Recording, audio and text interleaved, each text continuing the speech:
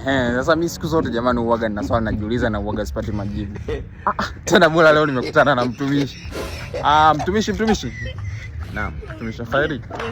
Salama. Mtumishi bwana, mimi nilikuwa na swali najiulizaga siku zote ile sipati majibu. Hivi hawa dada zetu ambao wanafanya biashara, wanajiuza, wadangaji, kweli wataenda motoni huko baadaye?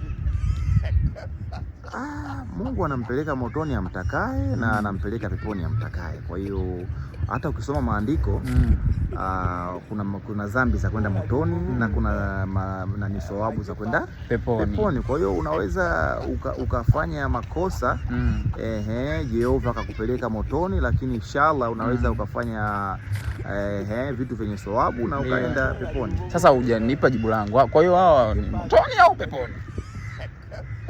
Kama unatumia kiungo chako kwa uweledi na unatumia kwa stara, umeona, na kinakuletea chochote kitu, riziki nini, kama unapata na riziki, basi ujue Mwenyezi mwenyewe anajua wewe unakula kupitia nini, ametia baraka zake, kwa sababu huwezi kupata riziki kama yeye hajatia mkono wake.